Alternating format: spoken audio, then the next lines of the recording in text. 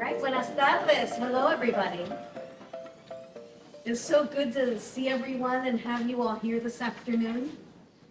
You're here today to participate in the Congressional Briefing on Educator Diversity. Our theme for today is Rise as a Collective, because without all of us in the room, we cannot achieve the diversity we seek to create in our education system amongst our educator workforce and leaders. I want to thank Representative Castro and his staff for having us here today. Thank you for being great hosts and having us in this special room. As a child of immigrants, it's a really big deal for me to be here in this room and to have my staff, who are all Latinos in education, to be in the capital of the United States of America. I don't take it lightly. It's a really important and momentous occasion to feel like I and we are Americans, and we are Latino, we are Black, we are white, we are Asian, and we all get to be here. And that really matters. And it really matters to the work we need to do to diversify our educator workforce. I'm Amanda Fernandez. I'm the CEO and founder of Latinos for Education. I'm always worried I'm going to be wearing the same thing. So thank goodness. The necklace is the same though. That's kind of like the uniform. So I'm like, whew, thank goodness they used that one today. I founded Latinos for Education 6 years ago. We were the first Latino founded and led organization that is focused on diversifying the educator workforce with a focus on Latino representation. We retain educators and we advance our educators to serve in leadership positions in our education system. We also create policy, influence policy, and do advocacy work to remove barriers to educational opportunity that in particular affect Latino children. I'm really proud to talk about some of the work we do at Latinos for Education. In particular, we have been working for 2 years in the state of Massachusetts, where Latinos for Education was founded, on the Educator Diversity Act, which you'll hear a little bit more about. But you'll also hear from our panelists on a number of solutions and ideas in which we can advance policy related to diversifying the educator workforce. We know that this is an urgent need. We know that this discussion really matters right now because we are experiencing a time in our education system that is perilous for our educators right now. Many who are leaving the profession, but many who want to stay because they're committed to our students. So I don't want this to only be about how do we fix everything, but how do we celebrate the educators and uplift the educators that are in the work every day? So it's a little bit of both today. We need to think about the context also in which we're working in. So I think we all kind of have a sense of where we are with representation. In particular with Latino representation in education, we're still at about 9% representation of Latino educators in the country. I just read I all saw the USA article today that talked about the Latino population. Rhode Island and Connecticut have some of the highest increases in Latinos. So we are everywhere. Right? So this matters not just in California and Texas, but it matters in South Dakota and Georgia and Connecticut and Massachusetts. We also know about the value of having a diverse educator workforce. We know what it means to have role models. We know what it means for those educators to be at the front of the room and for children to be able to see what they can be. We know that diversity matters. This is also a time to think creatively and boldly. We just got out of, we're still in it, but we are working through this pandemic. And it did put a spotlight on a number of issues that affect recruitment and retention of educators. So I will challenge all of us to think about those bold solutions, ways to think differently about how we educate kids. These are things to consider. So with that, I want to get on with the program and introduce our keynote speaker today. Thank you, Honorable Rodriguez. I'm going to say a little bit about you, if that's okay, before I introduce you. So we're just delighted to have the partnership with the U.S. Department of Education. Just another really humbling moment to have you and your staff here. So thank you. So today we have with us to give our keynote, Roberto Rodriguez, who currently serves as the Assistant Secretary for Planning, Evaluation, and Policy Development at the U.S. Department of Education. Quite busy, my friend. A lot going on. Roberto leads the development and review of the department's budget and advises the Secretary on all matters related to policy development, implementation, and review. Roberto's distinguished career, and I'm humbled to say I've been able to see some of that trajectory. I've known you for a while now. Includes senior government roles in the White House as Deputy Assistant for Education to President Barack Obama, and the U.S. Senate as Chief Counsel to the late Senator Edward Kennedy. Most recently, Roberto served as President and CEO of Teach Plus, one of our partners, where he built an equity-driven teacher leadership movement and engaged thousands of teachers to reshape public policy and instructional practice to deliver greater opportunities for students. So with that, I'd like to welcome the Honorable Roberto Rodriguez.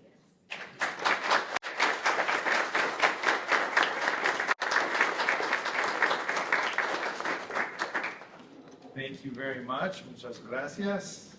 Good to see you all. Good afternoon. Good afternoon. Buenas tardes. I'm just so pleased to be here. I want to begin by congratulating and thanking Latinos for Education, Amanda and her outstanding team. She was the vision behind Latinos for Education, as she mentioned, I remember when it was created 6 years ago. And it's a special day to have Latinos for Education hosting this conversation here on Capitol Hill. We're sitting here right underneath the Capitol Dome. It's a special place for me. I spent 8 of my formative years of my career in this building working for the late Senator Kennedy and working alongside so many wonderful lawmakers and staff and leaders, pushing forward a charge to improve our public education system, address equity and opportunity, and we are still here doing that work. This is an important conversation we're having today about how that work manifests itself in supporting a diverse and thriving teaching workforce for all of our students. So I want to thank all of our guests for gathering here today. Thank Representative Castro and his team and office. I cannot think of a better gift to give our young people and our next generation than a diverse and talented teaching workforce. It is important for their future. It is important for the vibrancy and the future of our country, for the strength of our democracy. And as I mentioned, equity and opportunity, those are guiding principles for this work. They are important hallmarks and principles for me personally, not just in my career, but in my life. So I want to take a moment and just recognize and acknowledge that you know, for me, as the son of immigrants growing up in the Midwest, education changed my life. And it's those principles that were instilled in me at a young age. Right? And I was made to understand the power, the transformative power that education has for directing and redirecting our future, my family's future. You know, both of my parents are first generation high school graduates, earned their college degree. But education's always been on the radar, even for my grandparents. I remember when my grandmother was in her early 70s, she walked across that stage and earned her GED. You know, probably one of the first, you know, Dominicanas in West Michigan that GED. But she showed me it was possible, right? And it was important to her. You know, the opportunity to learn, to grow, the dignity, the advancement that brought her, even at that point in her life, and that brought our family. You know, she threw those doors open to educational attainment, and we followed. And we have to be able to call ourselves to doing all of that for more of our young people. And part of that is making sure that each and every one of our young people has a great teacher that can make all the difference in their lives, and that they can see themselves in those windows and mirrors that are so important. I mean, we all have those moments of a great teacher that made all the difference to us, right? I know you all remember your favorite teacher. I used to do this with my teachers all the time at Teach Plus. For me, in 6th grade, I had an amazing teacher who gave me agency for my own learning. It helped me unlock my path to be able to learn, apply my learning outside of my classroom, understand and grow and thrive, and you know, demand more of me, and I actually measured up to that potential. I didn't know I had that in me in 6th grade. You know, but it wasn't until high school that I had my first Latino teacher, right? And I remember what that felt like. We need to provide more of our young people those windows and mirrors earlier in their educational career. It is important to who they are, to how they grow, to what they aspire to who they believe they can become. And so we deserve that. That's part of what calls us here in the conversation today. So, you know, as I worked at Teach Plus to really build a teacher leadership movement and enjoin the vision and voices and ideas of some of our most talented and exceptional teachers in the country, to policy change, and to leadership in their buildings alongside their principals with their peers. One of the most impactful projects that I undertook in that role was to look at and enjoin with our great colleagues and friends at the Education Trust in a study that we entitled, If You Listen, We Will Stay. And that study, I believe, is still a wake-up call to the make or break conditions in our schools relative to our teachers of color being able to contribute, thrive, grow, and stay in the profession, right? And, you know, beyond the numbers, which showed a mismatch of over half of our students in public education that are diverse, you know, that are Latino or African American or Native, and then we look at our teaching workforce, which is less than 20%. Beyond the reality of 1 in 4 of our students in public education today that are Latino, and as Amanda mentioned, 9% of our teachers. If we look at teachers that look like me, Latino male teachers, we're looking at 3% of our teaching workforce. But beyond all those numbers, what we try to do with If You Listen is to think about some of the importance of the changes that we need to see in our schools and in our system to help our diverse teaching workforce thrive. Right, so we began to look at how do we build school cultures and climates that affirm and see all of our diverse teachers and see their identity as assets to their students and to their teaching. We began to look at the importance of teacher mentorship early, particularly in those early years. And yes, the gift of time for professional development, for professional planning, and for networking and collaborating with other peers to grow their practice. And we began to look at the invisible tax and mount the effort that we needed to end that invisible tax that too many of our teachers of color pay in their buildings. You know, whether it's being tapped to monitor a lunchroom, or to discipline a student, or to translate a document, or to spend extra hours after school, sometimes unrecognized and all too often at the expense of their own professional development relative to their peers. So these are just a few conditions we need to own and we need to start to begin to address if we're going to make progress against this challenge. And we also know that the teacher shortage, which we are all consumed with right now, is at the top of so many minds of our system leaders and our principals. I was just with our principals this morning who are, highlighting this as one of the most important challenges they're facing in the field today. Our parents, no parent wants to know that there aren't enough teachers in their child's school to be able to help them learn. But behind that teaching shortage is the bigger challenges that we're facing as a country in recruiting, preparing, supporting, and developing a talented and diverse profession. And those challenges predated the pandemic. We knew we had a teacher shortage prior to the pandemic. We had 900,000 fewer teachers and candidates in our prep programs. We knew we had to do more to attract and support those candidates and those programs to support the success of our teachers. We had shortages in special education, in bilingual education, and in STEM. We had challenges in providing the diverse and relevant clinical experiences that our teachers needed and deserved to be able to be successful in their early years.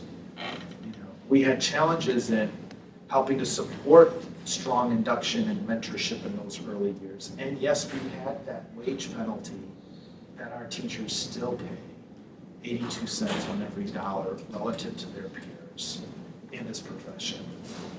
And let's be clear that if we're going to address the teacher shortages and address some of these fundamental challenges more broadly in our teaching profession, we have to, the first step in that is paying our teachers a competitive and livable wage. And we have to own that and we have to address that urgently. And then so many of these challenges were further exacerbated by this global pandemic, by COVID-19. So many of our teachers went home in March of 2020. And they thought they'd be back in their classroom in a week or two. And this pandemic, which I really have termed the great disruption in education, it really provided challenges to how our teachers connect with their students, how they teach, how they support their students, with our principals in terms of addressing the staffing shortages that we're seeing today, right, that are still stemming from how that pandemic evolved, and that now know no boundaries, right? They're in our rural communities and in our urban communities and in our suburbs, regardless of demography. So much of what we have to do on the other side of this pandemic as we emerge from this pandemic is to prioritize supporting and building a strong and diverse teaching workforce. I have the deep honor and tremendous privilege of working in an administration and working for a tremendous secretary and Secretary Cardona, alongside President Biden and our First Lady, Dr. Biden, who understand firsthand the power and the potential of education to change lives, and who put teachers, educators, front and center in that work around expanding that potential to more of our students and beginning to close those opportunity gaps and center equity at the heart of this work. So we know that a diverse educator workforce benefits all students. We know that educator diversity can improve outcomes, particularly for our students of color in their schools. This is why we've made this one of the top 5 priorities, core priorities for our administration and our department. And getting there, attracting and supporting and building that diverse workforce is going to mean doing things a little differently than we always have in education, right? From the earliest days of engaging our prospective teachers, even while they're still in high school, right, to providing them opportunities to enter the profession, for advancement, for leadership as they stay in the profession. A comprehensive approach that pushes beyond the status quo on how we've approached so many of these challenges in the past. So that means we're looking at how we can increase access to affordable, comprehensive, evidence-based teacher preparation programs. We're looking at great ed prep programs and the attributes of great ed prep programs and how we can expand those pathways to more of our teachers. We're looking at grow your own programs and teacher residencies, opportunities that can reach our young people and grab hold of their interest and engage them in getting into the profession. More recently, our administration's been doing work across the Department of Education with the Department of Labor in looking at high-quality apprenticeship models that might help to support teachers and to help compensate our new teachers as they're preparing. We know that our better prepared teachers are 2 to 3 times more likely to stay in the profession, and that returns on investment time and time again. We want to support more teachers in earning additional certifications and credentials that can help them stay in the profession and meet the needs of their students. We've long and too long had a shortage of bilingual education teachers in our country. Our second language learners deserve great teachers and great instructors that are well prepared in second language acquisition and helping them recognize their super strength as multilingual students. And we need to make sure that we're helping our teachers alleviate that economic debt, address some of that wage penalty, and so much of that is also helping them through loan forgiveness, right? And through service scholarship programs like our Teach Scholarships. So making teacher preparation affordable is essential to recruiting and retaining qualified teachers, especially essential for our candidates of color. So we are proud that we're moving forward as an administration right now to provide 43 million borrowers up to $20,000 in debt cancellation. About half of those borrowers will have their student debt canceled altogether. So we're working very rapidly to meet the president's charge here. We'll soon have an application ready to go for that debt relief. We will expect and to see 1 in 3 Latinos who will see their debts entirely discharged because of the president's actions here. And in the meantime, we're working to help fix what has too often been a broken public service loan forgiveness program. When we came in, we saw far too many applicants being denied the loan forgiveness that they deserve and that Congress intended them to have. And we have brought 211,000 new borrowers into public service loan forgiveness, upwards of $13 billion of their loans forgiven. I was just with someone who's been working in public service for over 15 years, and she had tried time and time again for this public service loan forgiveness. And getting the notice and that check was such a relief to her and her family. And we have stories like that all around the country. Right, so we have to do better at addressing some of those issues.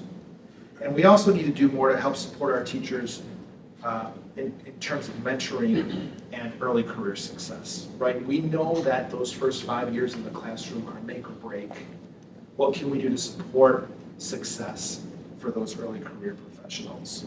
And build out those teacher advancement and teacher leadership models, including distributed leadership structures in our schools. Our best and brightest teachers can lead alongside our principals. Let's give them the support and the skills to be able to do that and create a new culture and create new pathways for their students to be able to succeed. So we're putting federal funds to work to all of these ends, right? The president's 23 budget is a blueprint of almost $3 billion to respect, recruit, and retain a diverse teaching workforce.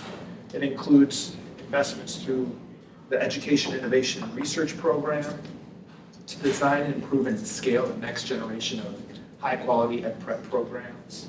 It includes $160 million to make sure that our teachers of students with disabilities through IDEA have the support that they need to be successful. It includes increases of $80 million in our Teacher Quality Partnerships program to build out pathways into the profession through residencies, grow your own programs, other effective models. It includes $20 million to support the Hawkins Centers of Excellence program. We're so proud to be moving forward with that opportunity now for the first time, thanks to the leadership of Congress and our leaders. Yes, to build those pathways in our HBCUs, in our HSIs, where we know the lion's share of our teachers of color are coming through those programs. How can we accelerate their progress and their success through those programs? And of course, major increases in the Pell Grant, putting us on a path to double Pell by 2029, so that it can be a stronger sign of buying power and of success into and through our higher education system. So, and all of this is on top of the important investments we're making through the American Rescue Plan. The President fought hard for ARP, and we've delivered a historic $130 billion across our 50 states into our school districts to support and fuel this recovery, to meet and accelerate the learning needs of our students, to do more to meet their mental health and well-being. And we know that's such a priority. Our Surgeon General reminds us of the youth mental health crisis that we're seeing in our schools and the toll that we know this pandemic has taken on our educators and their own mental health and well-being. Right? So what can we do to leverage those ARP dollars toward that end? And to address some of these teacher shortages and educator shortages that we're seeing. And so there are tremendous examples. I'm not going to have the time to get into them all this afternoon, but tremendous examples across the country of our educators putting those dollars to work, of our superintendents and system leaders and principals working in partnership with their parents to make sure that those dollars are making a difference in the learning and in the lives of our young people. And that's so very important. So let me just close by thanking all of you for committing yourselves to this charge. It is going to take collective action. We all have a role to play in this work to support and build a bold, bright, talented, and diverse teaching profession for our future. It is the gift we have to give our young people for their future success. And we really call on all of you, whether you're playing a role in the advocacy community, whether you're a lawmaker or a policymaker at the state, federal, local level, whether you're an educator, a principal, or a teacher raising your voice with your ideas, with your state leaders, with your local leaders and policymakers to make a difference. Together, we can address this challenge. We can do better. We can provide the teachers the diverse workforce that we need for our students' future. So thank you very much. I'm going to go ahead and turn it over to Lindsay. Thank you.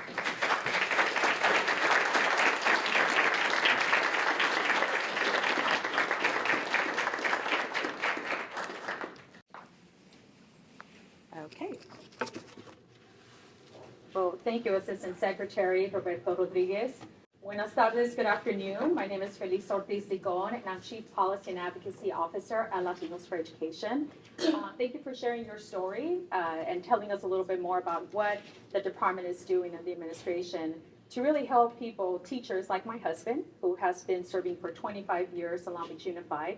And for me, this is a real personal issue because I see it in my husband's trajectory in his career. He didn't qualify for any of the loan forgiveness, so it seems like we're a little late for that, but I'm just so grateful for everyone's attendance here because this is really a topic that merits attention.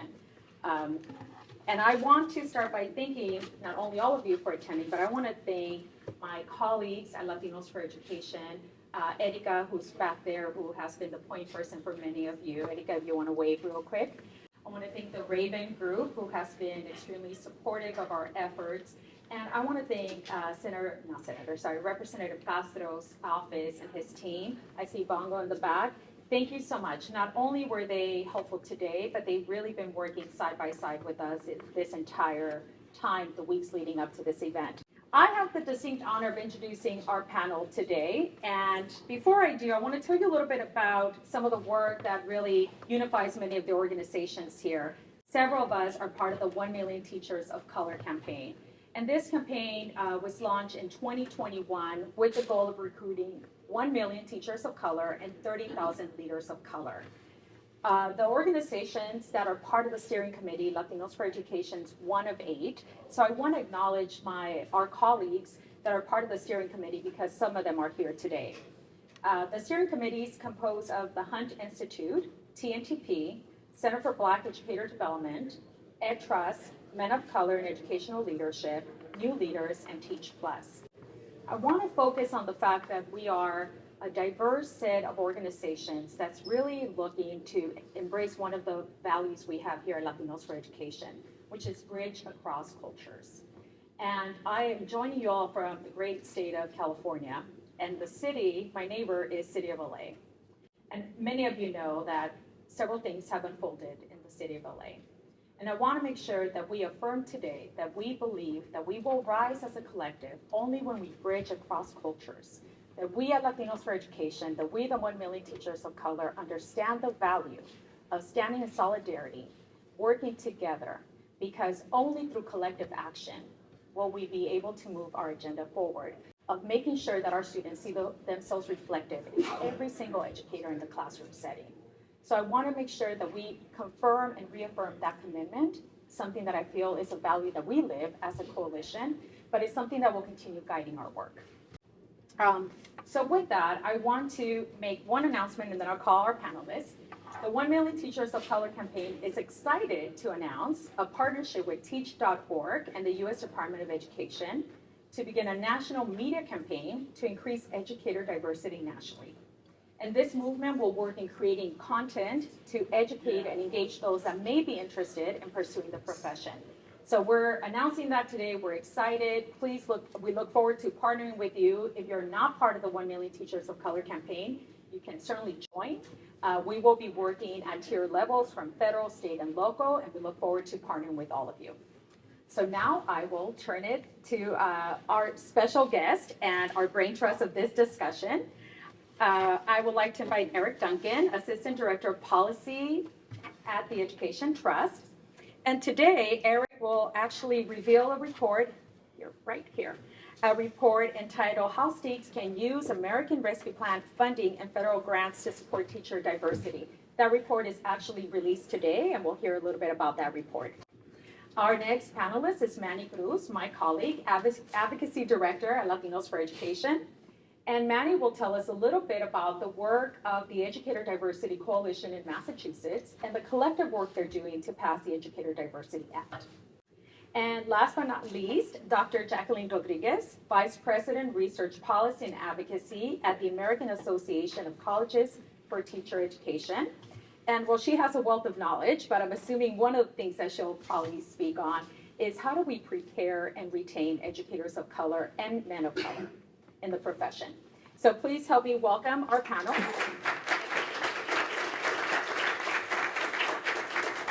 Each of them will have roughly 5 minutes to introduce themselves, their organization, their respective work. And then we'll move into a facilitated discussion, and then we'll open the floor for some Q&A. But before I do, let me just do a little commercial break. Are we set to show the video? Okay.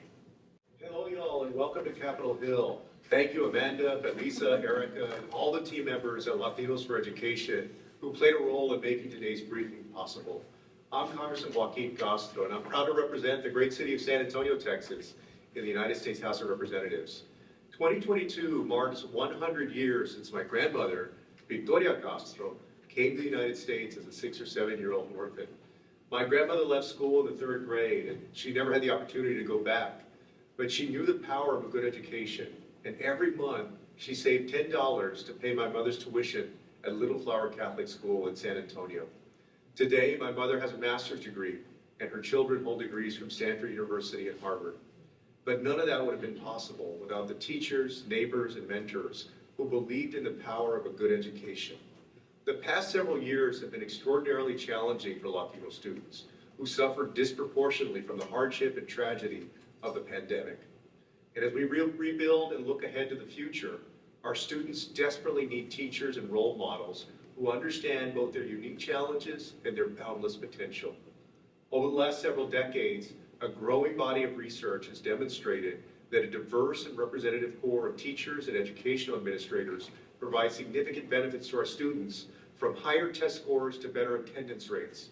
But if we want to meaningfully increase the diversity of our educational workforce, we need to make real investments at the local, state, and federal level that focus on preparing, recruiting, and retaining teachers of color. I'm grateful for the work of Latinos for Education, which has worked tirelessly to bring national attention to the importance of developing Latino teachers as both educators and decision makers in schools across the country. In fact, earlier this year, with the support of many of those in this room, Senator Alex Padilla of California and I introduced the Hispanic Educational Resources and Empowerment Act, or the HERE Act, which would authorize a grant program to fund collaborations between Hispanic-serving institutions and school districts with high enrollments of Hispanic and Latino students. Our bill includes a Grow Your Own provision to help colleges and universities support students who are interested in education and ensure that they have the resources they need to achieve their career goals. As Latino students become a larger and larger share of the population, the HERE Act and existing federal investments in education will help us close the achievement gap, strengthen our workforce, and foster a love of learning in students across America. My staff and I look forward to the insights from this briefing into our continued partnership to build opportunities for Latino students and all of America's children. Investments in our children are investments in our future, and my office door is always open if you have ideas about how Congress can better serve our nation's students. Thank you so much, and enjoy the briefing.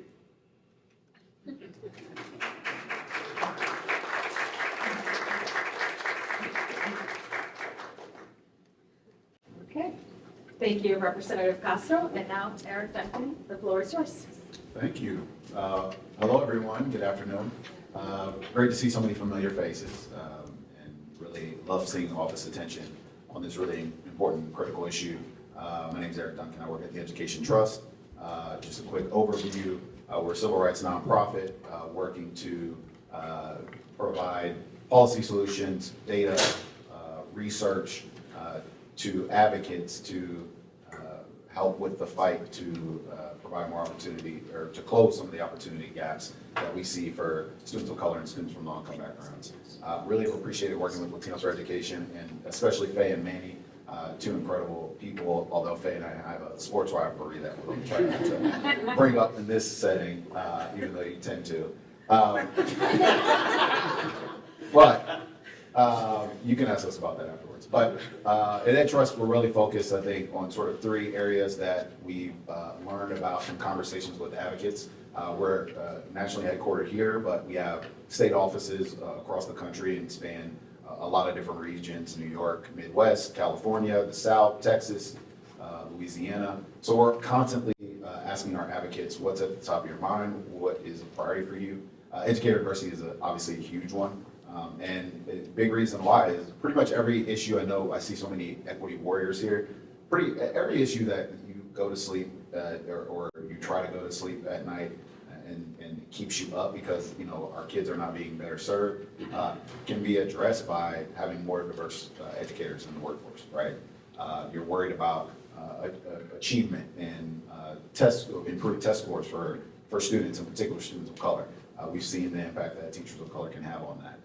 You're worried about having safe and supportive climates. I mean, coming back from COVID and a break like we've had is tough for adults, much less students. So if you're a student of color and you go into a setting that is welcoming, and people look like you or led by you walk into these buildings and settings that you have to go to every day, you feel comfortable and confident and supported, it is so much better for your mental health, your stability, your belief in what you can achieve. And we've seen positive outcomes with graduation rates and other sort of discipline referral rates. So this is a huge issue. And so we keep hearing there's sort of three core areas. One is, while this room is pretty full, there's not as much urgency from what we hear from advocates at the state level to really prioritize and address this issue. And so we try to bring a lot of data to the forefront. I think people really are sort of moved by at the start, 20% of teachers in this country identify as teachers of color. More than 50% of students identify as students of color. That's just one way to sort of paint that there is a big issue that we need to solve. But if we go even deeper and we look at state and district level data, we see that experiences for students of color, even having access to one teacher of color in some states, they go to schools where there's none. There are some states where almost half or more than half of schools do not have a single teacher of color on record. That is a call for urgency because students are continuing to go back into these environments without seeing themselves, without seeing different types of role models. It shapes and influences their beliefs in what they can be, but also their ability to succeed and go back to schools. So we tried to sort of showcase all of the data in this space that can sort of drive some urgency to this issue. The second thing we hear is, even if we're a state that says we care about this or a district that says we care about this, what are the examples of what other states and districts are doing from a policy perspective, to increase the diversity of the workforce? What are the promising practices? Faye alluded to a brief that we just came out with. Assistant Secretary Rodriguez did a great job of sort of showcasing and highlighting some of the federal investments in things like right around programs in the Hawkins Center for Excellence to improve preparation and for candidates of color. There's all of these ARP funds that were just distributed in the past couple of years that states have used around promising practices to diversify the workforce. So I encourage you, Faye will provide a link to the brief that we just came out with, and you can ask me questions about that. But we track what our states using their ARP dollars to increase the diversity of the workforce, to recruit, retain, and prepare a more diverse workforce. And then the third thing, Assistant Secretary Rodriguez also brought this up. Teachers of color don't have a voice in these spaces enough. Their experiences are so important. It started with sort of our, through our EYES series at EdTrust, where we talked to Black and Latino teachers to hear about their experiences in the classroom. And then it led to, as Assistant Secretary Rodriguez brought up, the If You Listen, We Will Stay report, which really illuminated the unique reasons why teachers of color are leaving the profession. And that's super important because we can sit here and talk about teacher shortages and making wide-scale changes to the profession to bring in more candidates, but if we don't have the right data, but we also don't have the right voices to say, these are my experiences, this is why I'm leaving, this is why I'm not staying here, this is why I'm stressed, we're not gonna have the targeted policy solutions. And so we try as much as possible to uplift the voices of educators of color, provide spaces where they're connected to other stakeholders, advocacy organizations like Latinos for Education, like TNTP, the Hunt Institute, Teach Plus, and are able to sort of learn about policy and be on the front lines of advocacy in their states and their districts and their schools to improve working conditions, retain teachers of color, but also better recruit, support, prepare teachers of color. So those are sort of our core areas. Again, I encourage you to take a look at the brief, but we also have a 50-state scan because, like I said, there's a real thirst for what are the promising practices that we see in each state. How is my state compared to other states? So that's a really good opportunity and resource to get a little bit smarter about what states are doing and which ways these promising practices are showing improvement. So I'll pass it on to Robert. Yeah, and thank you. I do want to emphasize that we are, even as a 1 Million Teachers of Color campaign and individually as organizations, we are looking at the ecosystem. And though we all agree that recruiting is critical and retention is critical, if we don't change the conditions, right, the systems, the structures, the policies, then we're not going to have the sustainability that we're seeking in order to retain and grow and cultivate. So there are different phases that we collectively and individually are looking at. And I know, Amanda, you're going to tell us a little bit about the work that we're doing in Massachusetts. And I totally forgot to mention that we are also releasing a white paper today. And if you could focus on it, I'll put the QR code. That's what you previously saw. And you'll be able to retrieve the link. All of the resources that are referenced, you will have links to it post this event. So, Amanda, the floor is yours. Thank you, Felisa. And good afternoon, everyone. So good to be with you today to see this full room. It is truly humbling as I look around at the members of our team and having these conversations early on about the vision. And I just want to thank our CEO, Amanda Fernandez, who put us on this path a few years ago to jump into this advocacy work. And as we talk about Latinos for Education, you've heard a little bit about our organization. But we had a second element of our mission that was added, which is that we mobilize our community to engage in the advocacy work. And I'm humbled to say that I was the first advocacy hire at our organization, and now we have our national policy team, we have a Houston advocacy team, and we will soon have other regions that I think will emerge. But when I think about the work in Massachusetts and how it got started, it really did begin with a landmark report that the organization released, our Mirrors and Windows report on the state of the Latino educator workforce. And then I think the team at Latinos for Education had this vision that not only would we release a report with recommendations, but we would actually come out and try to implement the recommendations that were in there. And then the pandemic rolled along and we moved a little bit away from that original purpose to focus on the needs of our Latino community. But in the fall of 2020, we began the special journey to form what is now known as the Educator Diversity Coalition in Massachusetts. And that particular coalition came together. It is made up of over 50 organizations that are primarily across what we call the 6 stages of the educator pipeline. These are district leaders, higher education folks, people that work in recruitment, nonprofits, advancement, and we came together for a common cause. We recognized that we needed policy solutions to match the practices that we were seeing on the ground and to really try to accelerate the diversification of the educator pipeline. And the department, in part thanks to the leadership of Amanda, was already working on educator diversity as a priority, but there was this misalignment that was happening in the legislature, where there wasn't actually a policy and budgetary investment that was following. So the Department of Elementary and Secondary Education actually set a really ambitious goal of reaching 25% educator diversity by 2030. At the time in 2020, educator diversity stood at only 8%, So this was going to require some significant interventions. And so what we were able to do as a coalition was we took that overarching big vision goal and said, let's come up with the policy pain points that we're experiencing within our practices. Let's have this robust four-month discussion about what needs to get done if we're going to be a diverse educator workforce in the Commonwealth. And that's what we did. And I leaned on my experiences as someone who is a local policymaker, currently serve as the vice chair of the Salem School Committee. I worked in the legislature under 2 different state representatives. And I think one of the things that I've learned in my time in the legislature and in local policymaking is that coalitions, when they come together, they have to be really focused with respect to the issues at hand and trying to really, I think, come together in a way that is not about turf, but really about what is the end goal and how do we get there. So over the course of our process, I think that we really stayed focused, and that was critically important. And so with respect to the legislation itself, as we formed it, I'll say that there's 2 parts, the external and the internal. The external is the legislators that we were hoping to engage with and the other key decision makers, but then there was the internal dynamics within the coalition.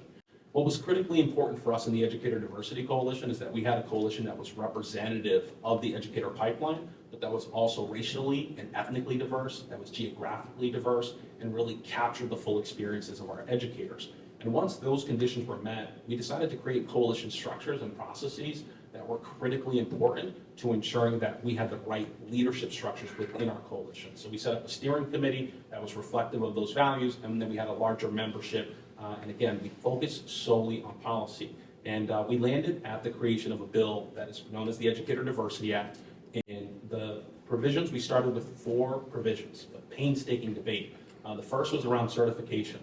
Everybody in the room agreed that the MTEL certification process in the Commonwealth was the biggest barrier, not only towards recruiting educators of color, but retaining them in the classroom. So after hearing the debate that folks were having about what they wanted, just came back with a section of the bill that really emphasized the need to give the department statutory authority to actually create an alternative certification. To the credit of the department, they had a pilot that was going on at the time. It was going to last for about 4 years, but they were going to have to come to the legislature for statutory authority. So we built that in.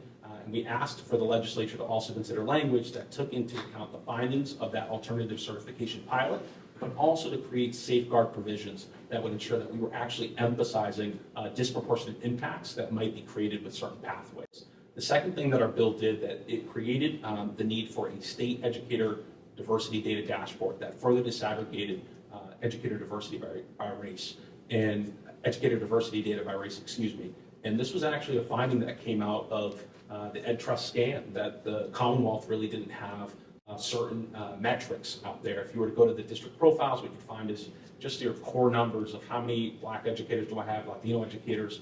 But when it came to certain issues like educator retention, you couldn't see that disaggregated by race. And that presents a real problem as stakeholders who are trying to intervene within the pipeline to find out where we're leaking the most.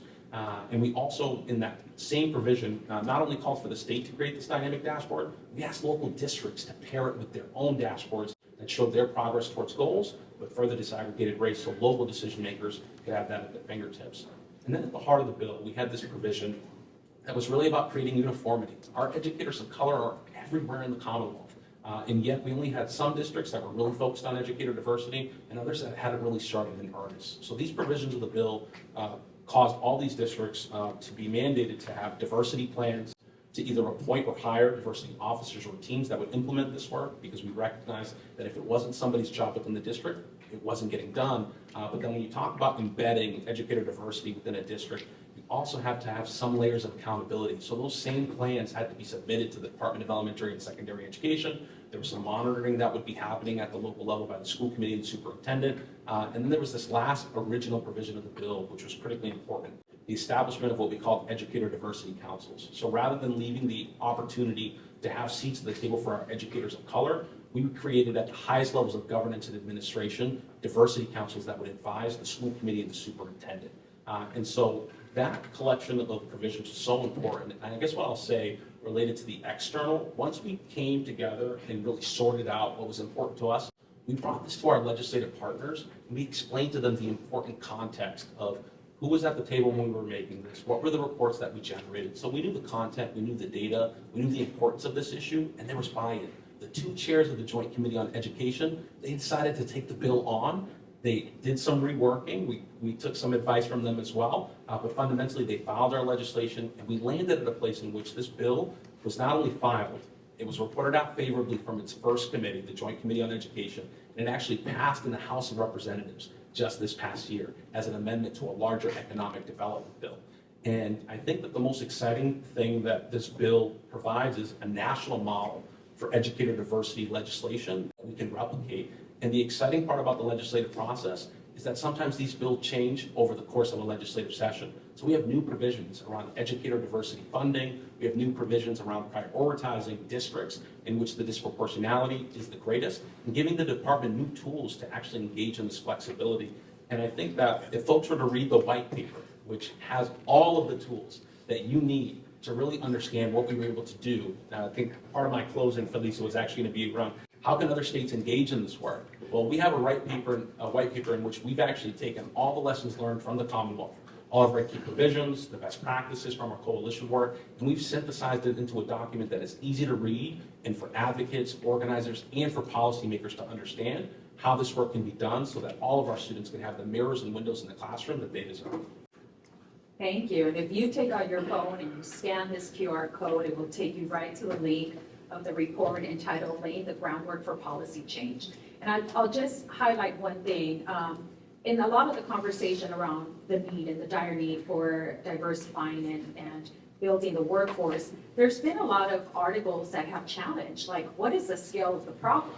And one of the issues that has been raised is that we don't have longitudinal data to really assess the need, right? And so we're hearing it more, but one article, I think it was The Atlantic, suggested that it's only really in 8 states that we have this dire need for teachers.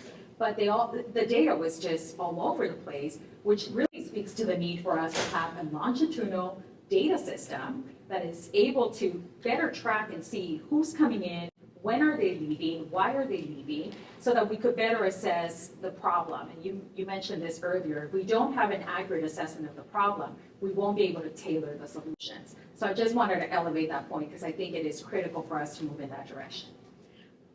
Dr. Rodriguez, tell us, how are we preparing our teachers? Oh, I think we're doing a pretty good job, to answer you, but I'll first start by saying hello to everybody. Thank you for coming and inviting me. I'm thrilled to be here and to tell Manny that I want to partner and bring that to the other 49 states. As a resident of Massachusetts with a child in mass schools, I'm very grateful. So that's incredible work. So I represent AACTE. For those of you who are not aware, we're a membership association. It's the American Association of Colleges for Teacher Education. And all of the, I would say, the preponderance of teachers in the field right now are being prepared in our member institutions. So all of the ed prep programs that you're talking to are probably members of ours. We went through a strategic planning process many years ago, pre-pandemic, highlighting the need for diversity in our educator workforce and specifically calling out DEI as a pillar of the work that we've done. And I'll say the pandemic did not shift any of that work, but rather focused it primarily on the teacher workforce as opposed to all of the disciplines within the school or college of education. I have the excitement of bringing forward 5 things that I think would be really helpful, and I'll be like a bullet train as we talk through them, and then if you have questions afterwards, hopefully we'll have some time. So the first thing I want to bring up is the fact that as we think about increasing diversity, we also need to think about cultural context and local context.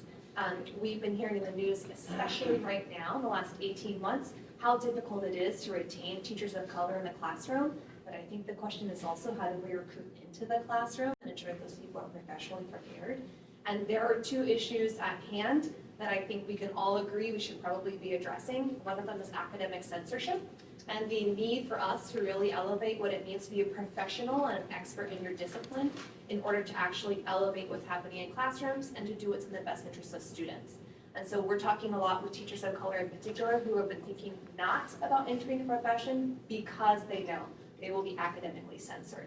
And that's something I think as a nation we need to be addressing, not in legislation, but policymakers probably don't need to be in the business of telling educators what they should be doing in the classroom, but rather really relying on educator preparation programs who are really preparing profession-ready teachers to ensure that the theoretical, the philosophical, and the research-based and evidence-based strategies are being used with students. And that's what we're going to try and push into curriculum and then also into K-12 schools. The other is the cost.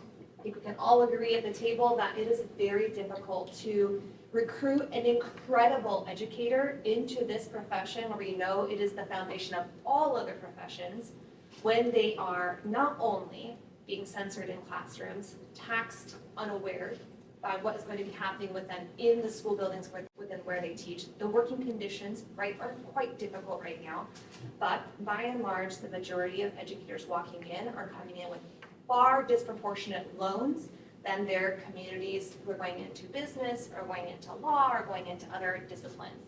So AACT has a report, How Education Students Pay for College, and I'll bring up 2 data points.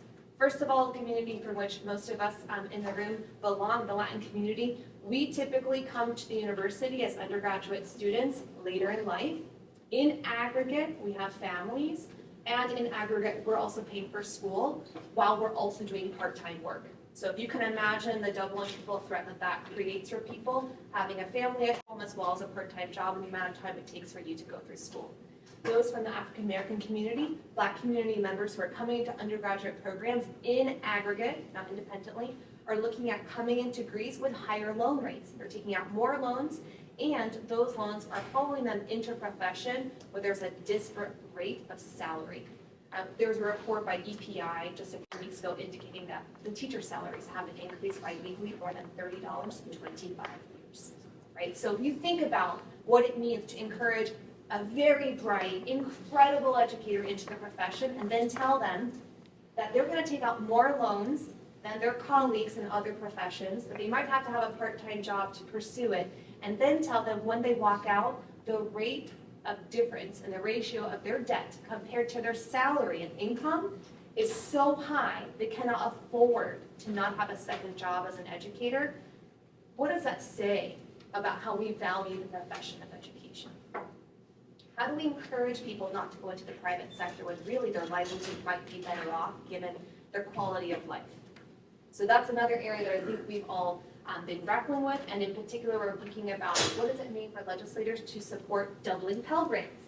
There's a bill right now, Educator for America, which increases the Teach Grant by twice. So those of you going into Title I schools who are in high needs areas like me, special educators, you could get $8,000 a year in Teach Grants as opposed to $4,000. There are other parts of that legislation that would really be beneficial when it comes to funding. The third thing I want to bring out is, in particular, what it means to, one thing about the GYO residency and the apprenticeship programs. We really want to emphasize for those who want to come into the profession as career changers, the need to be profession ready. What we're seeing right now is a short-term solution that's going to create long-term problems. And this isn't new. I think we can all agree that we've been seeing these long-term problems for the last 30 years, 3 decades, and yet it's not as though we don't already know the solution. Putting an unprepared person in the classroom not only disenfranchises the students that they work with, but disenfranchises them because then they depart. They enter just as much as they leave unprepared. So we need to be really focusing on induction support for how do we prepare culturally responsive teachers who are already in the classroom working with our most vulnerable students, and how do we work with districts and ed prep programs to actually collaborate on those kinds of projects.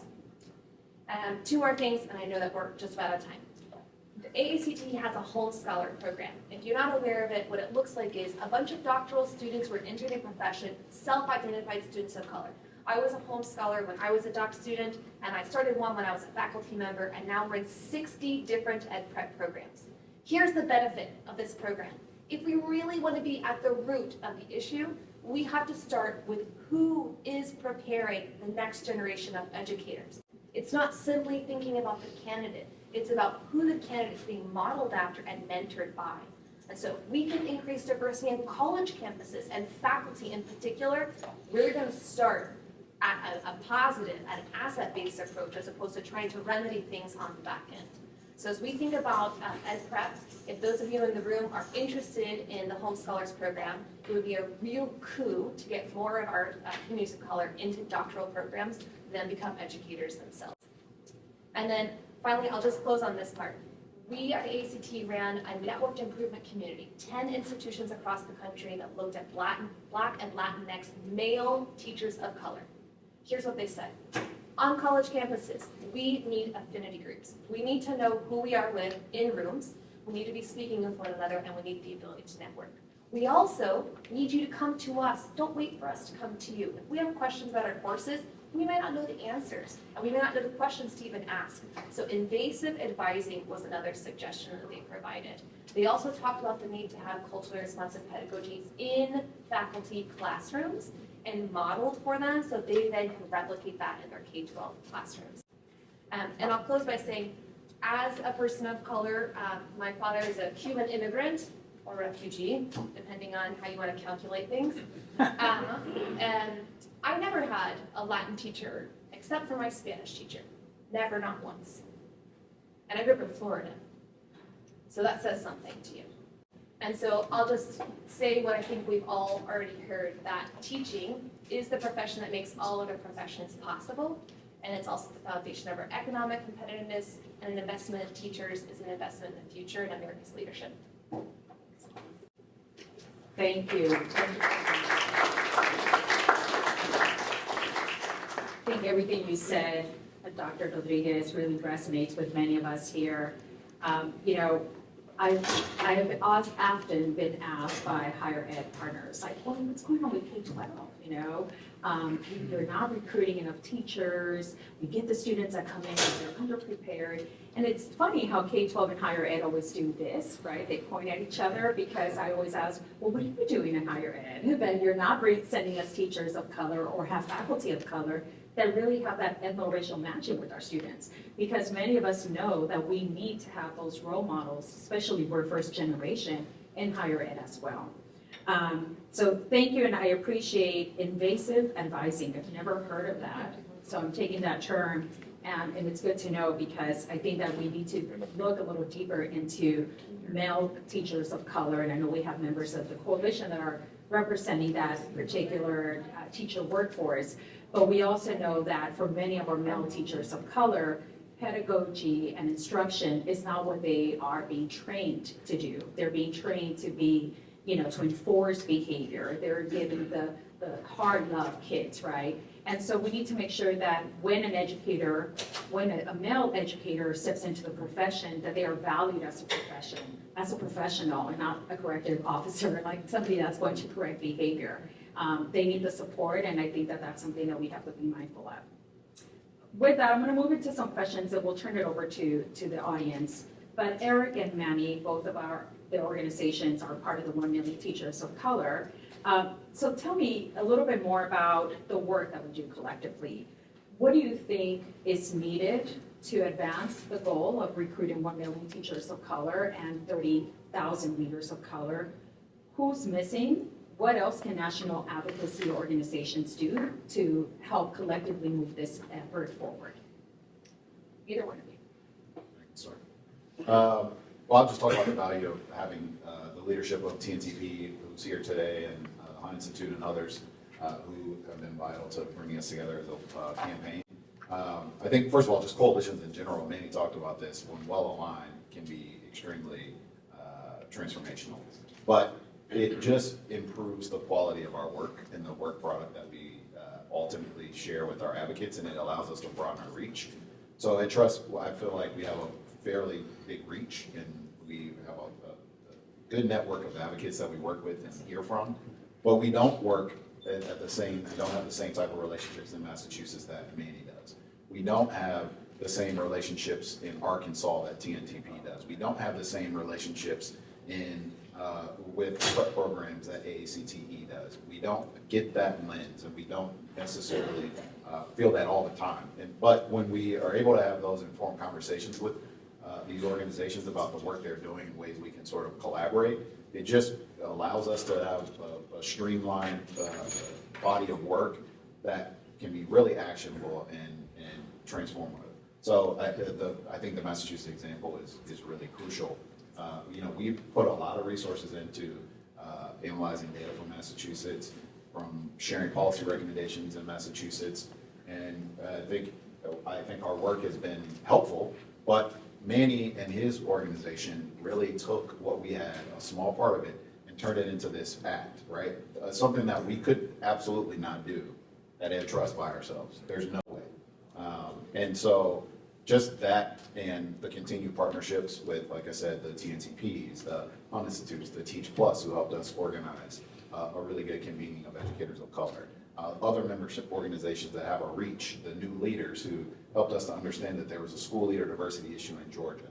I could go on and on and on with just how the relationships were able to sort of broaden our reach, but it just makes our work better, and it makes the priorities or prioritization of our core areas, it makes us better able to make good decisions and influence policy in a targeted way.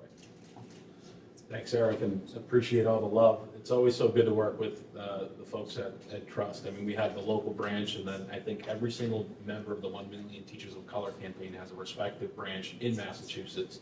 So I think that connective tissue is so important. And I would say for advocates that are thinking about, okay, how do I join the 1 Million Teachers of Color? When should I start? The answer is you have to start now. It cannot be a revolution tomorrow. If you hear about this coalition, if you get the invitation, you certainly need to join us at the table. But here are some of the folks that I would say are missing and key stakeholders that I saw in our experience with the Educator Diversity Coalition in Massachusetts that were critical. Number one, we need district leaders and higher education leaders at the table. We have a grassroots and a grass tops coalition in Massachusetts. And it is because that we had district leaders and higher education leaders at the table with community-based organizations who had sometimes those are our clients, those are our partners. When we're having these conversations about policies, sometimes those folks are the first leaders in the room to talk about putting up walls and barriers because they don't want more on their plate. And we have to really break that down and have the conversations about where we're collectively seeing the pain points are. So that invitation for district leaders in higher education is really thinking about what is it going to take to get to adoption, and if they're not in the room when we're making decisions, they're going to reject the agendas that we put together. So it's critically important. We have leaders that represent HSIs, we have district leaders, superintendent level folks who have joined our coalition, and that has made a big difference. And I will say that for any state that we might be looking to work in the 1 Million Teachers of Color, if you have colleagues who you think would be a good fit, they should join us at the table. We need educators at the table. When we talk about representation throughout the pipeline, we're having these conversations. At Latinos for Education, we offer fellowships to our educators that are not only focused on them leading with their identity, we teach them public narrative, but we have to take the next step of ensuring that we are having them also be the advocates and telling their stories. In the Commonwealth, whenever we have a hearing, we have a digital action, we are reaching out to educators, to our constituencies, and we are asking them to send in letters to give testimony, to explain their experience with MTEL, the lack of resources that exist, because that is the most impactful thing for our decision makers to hear, is the people that will receive the benefits of the policies that they put out there. And our educators of color are in desperate need of more leadership, and I think that this is a low-hanging fruit. And then the other piece that I would just say is that legislators and department heads, they have to engage, right? So the Department of Education has to be a thought partner in this work, but then legislators, embed yourself in coalitions. I think having that active thought partnership with the two chairs of the Joint Committee on Education really made a difference as we navigated the session. And we stayed focused on results, and I think because we were having that outside-inside conversation, we moved from a Commonwealth that had no legislation on educator diversity in 30 years, even though we knew that this should have been a priority. We had $0 invested when we started as a coalition from our state in educator diversity that was explicit. As of this year, we've had $25 million explicitly earmarked for things like scholarships and educational debt repayment assistance for our educators, and then $10 million in ARPA funds that were specific for educator diversity recruitment and retention. And those resources, they don't come out of anywhere. They come from our decision makers having the bandwidth to understand that they have a role to play as well. So I think that that's an open invitation for any of the folks here that might represent decision makers. Find what your comfort level is, but engage with our coalitions because it does make a difference. Thank you, and I think that it is critical to define what we mean by educator diversity. It doesn't mean just tally marks as we're recruiting teachers of color, but it means policies, it means appropriations, it means practice shifts, it means making sure that our policies are not incongruent with each other, right? So you can't want to recruit us, but then also censor the stories and the narratives and the histories of those that you're recruiting. So I appreciate that. Dr. Rodriguez, how do we diversify school leadership?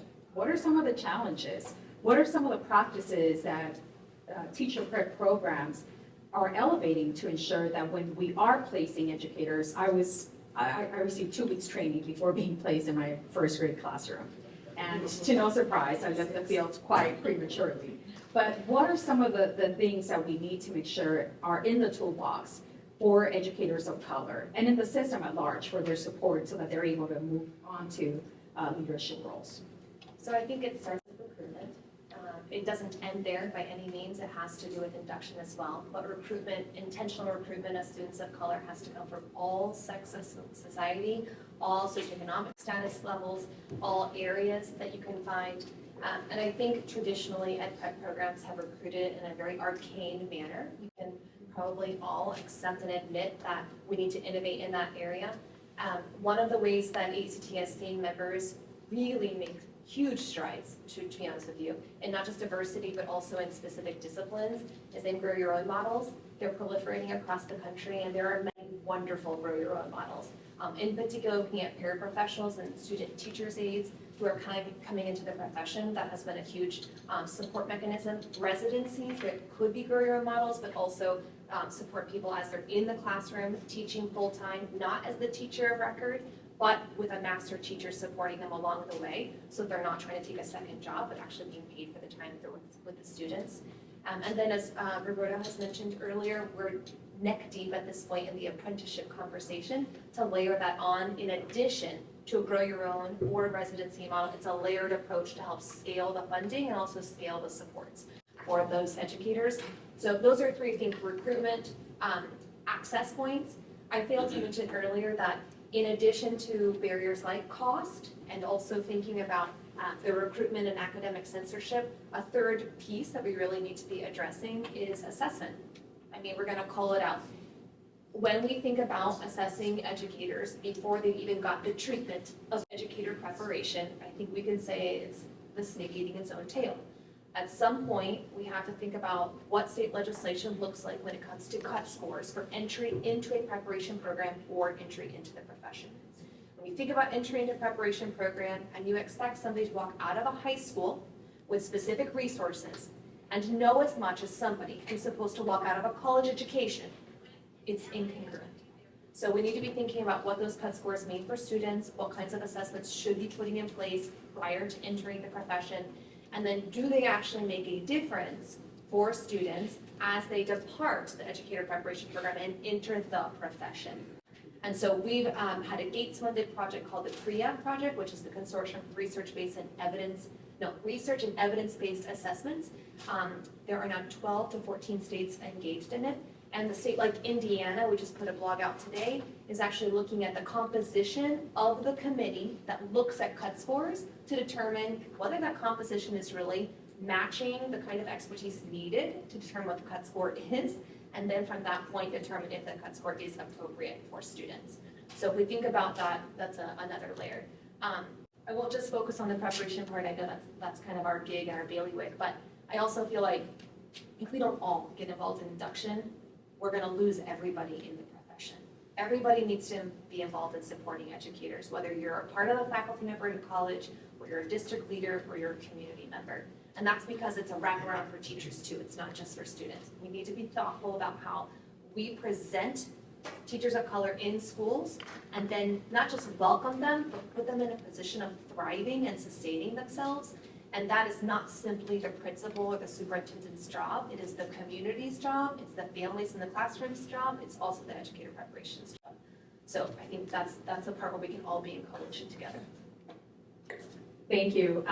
There's so many different conversations that we could pursue, but I want to make sure we leave some time for the audience. If you have any questions, you could raise your hand. We don't have a microphone, so just project your voice really loud and feel free to stand up if you have any questions for our panel. Don't be shy. Hi, Dylan. Oh, yes, please. Hi. Thank you. Winter Smith Meza, League of United Latin American Citizens. Apologies in advance if this is a convoluted or nebulous question, but I am curious as someone who worked as a right hand to a superintendent at a Title I school district on the west side of Phoenix. I'm a barrio kid.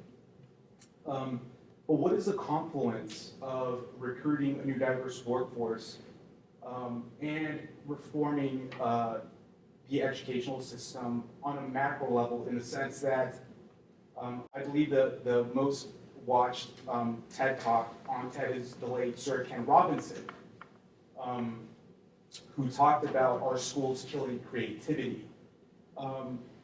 And specifically, he details how the current paradigm is one that's modeled at the advent of World War II and the Industrial Revolution, that essentially looked to just churn kids out and just create a pipeline, essentially, where he advocates, therefore, to move away from simply, standardized testing and grading.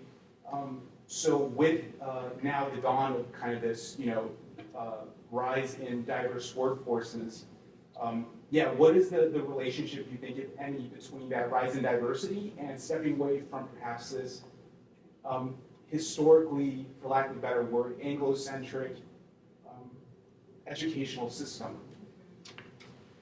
Okay, let's do this. And I'll let our panelists answer, but I think that with the pandemic, there was a lot of conversations about reimagining the education system. And that conversation has continued, but I think that we also need to start thinking about, when we reimagine, we need to know who's coming in, right? And you mentioned that. If we want educators of color to come into a system that is going to be affirming and supportive, then we need to look at the educator of color workforce, or the workforce period, because now we have a very different workforce than my husband, Gen X, who came into the system and stayed 25 years. That's not going to happen in education. It's not going to happen in any industry, because that's not what this new workforce wants, or it's not necessarily what the education system can offer. I think that we have that incompatibility right now. But I do agree. We talked a little bit of incongruency of policy. If we're saying we want you, but we also want to make sure you don't bring your full self. We want to make sure that you don't bring the history. We don't want you with conditions that may be limiting. Then we're never going to really reach our goal. I think that's what you're trying to say. I'm going to let my colleagues are perhaps well-versed and more well-versed than I am on this topic. But that's a big one, but I appreciate it. I'm happy to go first here, and I'm going to speak to the coalition perspective, because this comes up all the time in the work that we do at Latinos for Education. And I mentioned the Educator Diversity Coalition, but we have this value at Latinos for Education, which is we work con ganas. That means we work very hard. We are a part of several intersectional coalitions that care about these educational equity issues. And so for us, the focus isn't just on educator diversity. We actually have larger vision for educational equity and this real need to innovate in education and better serve our students and to reimagine what school looks like in the way that our educators experience it, our families and our students. And at our coalition meetings, I have to be very focused and tell folks that policy doesn't happen in a vacuum. There's a division of labor that is occurring. So this Educator Diversity Coalition, yes, it was focused on these particular provisions because we honored the collective work that we did to get there, but we had to be okay with knowing that in that bill, we were not going to be able to solve the curriculum question, right? We were not going to be able to solve, all of the other things that came up in our conversations, but we said there's a parking lot for this and that there's other coalitions that exist that are taking on our conversations about what we need to do around higher education, early ed, et cetera. And we're a part of those coalitions and we invite them to work with us on educator diversity. So I do think, one of the trappings that can happen with our coalition work is that at times we get so overwhelmed with that larger picture that's out there. We can't lose focus on what we're working on. I'll say for Latinos for Education's part, we probably need to do a few white papers on the type of intersectional advocacy we do because we don't leave this to chance. So when I invited you all and I said, not the revolution tomorrow, the revolution today, we actually sit on all these different coalitions that are either pushing gubernatorial candidates to say, what is going to be your education plan and what is your vision for educating our students? We're really involved in coalitions like the Early College Coalition in Massachusetts, which is an equity lever for getting more college access and completion. And as organizations start to engage in advocacy, do your capacity building, work on yourselves, and join these coalitions, but also understand that you have to be okay with the charge of the particular one that you might sit in, and knowing that the work is happening elsewhere. And if that is what's driving you, bring it to the table, but honor the work that's in front of you. I think we have, but do you want to? Just real quick. Yes. I do think, maybe I'm too optimistic, but I like and to keep this in the teacher space, I like that the conversation is evolved from let's just recruit more teachers of color to what do we need to do to keep teachers of color in the classroom? And I think this kind of, to me, parallels even the conversations about discipline referral rates, broken down by race and ethnicity. What I am encouraged by with the Massachusetts bill is once we had a data picture that this is like an endemic, like this is a huge issue where discipline referral rates are just completely out of control, then you started to see people mobilize around solutions. And part of the thing that started that was that the data was so clear and transparent and contributed to a narrative that we need to move towards action, that it created the innovation that I think we need to see and continue to see. And I'm hoping that similarly, if we are measuring retention and we're sharing that these experiences are very different for educators of color, and a lot of that has to do with school climates, conditions, all of those things that affect all people of color, all people who don't feel included, then we'll start to see some innovative solutions to hopefully address some of the data gaps that we see. And then with the accountability measures where every part of the system has to say, this is what we're gonna do to address it, I think we can start to see a little bit more momentum in seeing schools change. Yeah, and unfortunately, I know we're at time, and I know that Amanda has a couple of closing remarks. We will be available, however, so please do, I think we'll be available for 30 minutes and we'll have to leave the room, but please do come to us, any of the panelists. I hope that you're all in agreement to stay an extra couple minutes and answer any questions. This is the long game. I've been in education for 26 years or so. It is a process of change and continuity. But going K-12 without ever having a Latina teacher, Latino, Latinx, to having my kids have a Latino educator every single year in the same district, we both attended the same district, I'm seeing the progress. Now, it doesn't mean that we won't have those pinpoints and that frustration and feeling like, how can we still be having this conversation? But we ask for your commitment and your passion because they're students that need us. They need every single one of us in this room. So I want to thank my panelists because they're warriors in this work and because we know that together we're going to be able to hopefully make a little dent in this conversation of educator diversity. And with that, I'm going to invite our CEO and founder Amanda Fernandez to give us some closing remarks. Thank you, everybody. Thank you, Dr. Rodriguez, Manny, Eric, Felisa.